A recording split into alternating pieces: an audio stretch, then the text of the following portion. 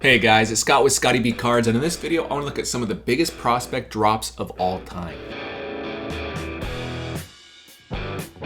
Prospecting. We all love it. We all do it. Whether we're prospecting young players who haven't made their big league debut yet, they're just drafted, or prospecting on players who have made their big league debut, but we're still hoping they can become a Hall of Fame caliber player. We all do it in some capacity, and you can always buy a guy and sell a guy high, and then their career doesn't work out, and you're good to go. But there's going to be somebody who pays the all-time high price who holds all the way to the very bottom. And in this video, I want to show you some of the worst situations where that happened. I was going to do a video on the biggest prospect percentage drops of all time, but it was too hard to do because there's a lot of prospects and most of them do not work out. So instead, I picked 3 from the last few years. Actually, I did 4, one of which is Franco. So I wanted to give you 3 real ones on like actual performance based. I want to show you what these players need in order to kind of have this really big percentage, and not just percentage drop, but like actual value drop as well. So they need to be in the right era. This era needs to be an era where they're highly collected. Think of like a Brian Taylor back in the day, or think of this last little bit with a Jared Kellnik, right? It has to be like a really big hype cycle where these prospect cards get sucked up to prices they never should have been in the first place, or they're being targeted in a place they never really should be in the first place either. So they have to have the hype as well. So they have to be the most hyped prospects in a time where the hobby is booming. If they have that, they're set up to have a really big drop. And on top of that, they need to be terrible in the big leagues or something dramatic happen like a Franco situation. So first player is Jared Kellnik, and we're gonna be looking at mainly just the Bowman Chrome autograph PSA 10. I wanted to do other colors, other parallels, but they just don't sell enough for me to actually get real good data. While these PSA 10s are really sought after and sold and transacted often, and I'm able to get good data here. So here is the story of Jared Kellnik's Bowman Chrome first PSA 10 autograph. Everything I'm showing here is through Market Movers, and if you're interested in Market Movers and you want 20% off for your very first year, use my code scottieb when you're signing up, and I will note you get 2 weeks for free and then 20% off after that. So if you're interested, give it a shot. Either way, here is the story of Jared Kellnik. His first PSA 10 sale did not start out crazy high, like $200 to $250, but we do see it spike and really top out close to almost $2,500 before settling now at $30. The latest sale was July 21st. That is an 87.6% drop, huge drop from the first sale. If we want to go to like the very peak, this isn't even the very peak because it's actually pulling in the, what is this sale right here. If I want to get the very peak, it would have been here at the $2,400. Either way, we're down about 98% right now on this particular card for those that bought during this era and this bubble right here, heading into 2021, thinking he was going to be the very next big player for the Mariners, and it just did not work out. Now we're down a ton of money, down 98 to 99%. Brutal. So that's an example of what can happen when a player does not perform well and does not meet expectations. Drafted by the Mets, then he was signed by the Mets, traded to the Mariners, then he got cut by the Mariners, or traded. I think he was traded to the Braves. Either way, he ended up with the Braves, and that's the story of his career so far. He can still bounce back. He's still young, but I don't think his cards will ever fully recover from that big drop. After that is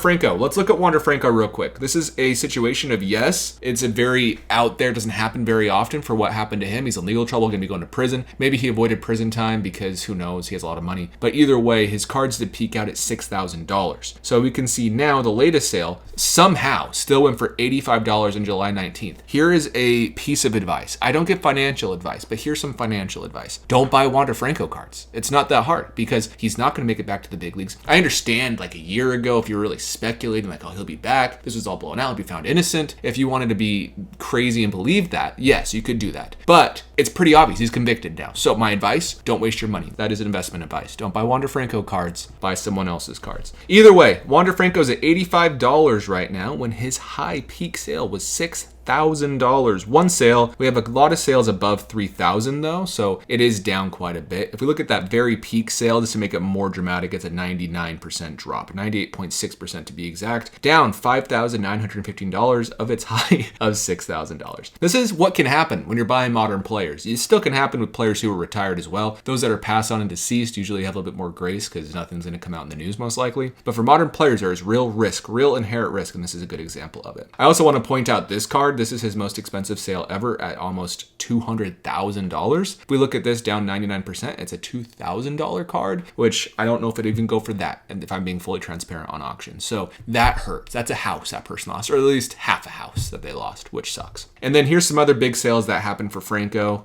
This one still boggles my mind. These bottom two here. This 2022 Top Series 1 first edition platinum foil sold for $78,000, the one of one. First of all, it's first edition. It's not going to be like his actual flagship ship, which is crazy. Remember when that sold, I was really proud of the guy who pulled it because, you know, a lot of people would have held and waited, but he sold and he timed it perfectly. The other one is this 2021 Bowman's Best Superfractor of Wander Franco. This one was pretty crazy because back then in 2021, when that set came out, the rookies and the prospects and the veterans were all on the same checklist. So according to like rookie card standards, these were the rookie cards because they weren't a separate like checklist, which is silly to think about. That's how it's determined, how the rookie logo. Either way, it was an oversight by Topps. Hasn't been done since, but people considered this card his rookie card for a long time and really speculated. It was a really big deal in a lot of forums that this would be the card people want. Turns out that's not true. Nobody wants this card, but someone did pay $54,000 for it, which is crazy. Next up is Christian Pashe. Talk about someone who is hyped up and just at the wrong time, and he's not doing great right now. Right now, his PSA 10 is going for $8.50 as of June 8th. $8.50. That's not even worth grading. That is down 97% from where it started right here, not from the peak. From the peak, it's down 99.3%. It's pretty crazy. These were going pretty big numbers. Now it's down, I think it was like around $700 to $800 or so, but now it's down to $8.50. So we're looking at a massive drop of 99%. After that, and the final player on this list is one who's had a good career. This is one I wanted to point out as well, who's had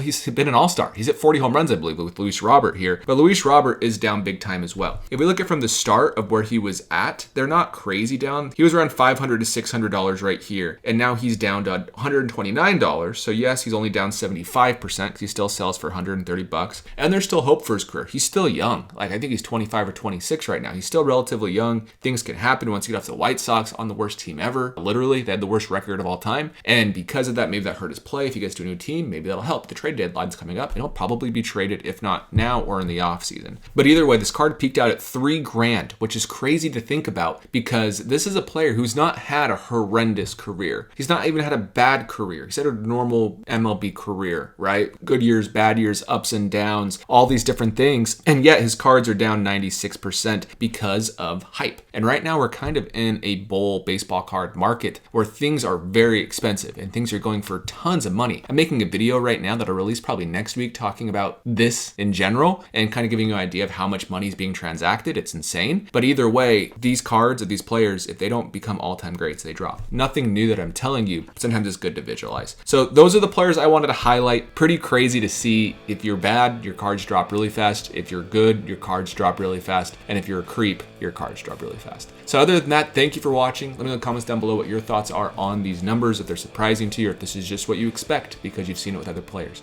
And I'll see you in the next video.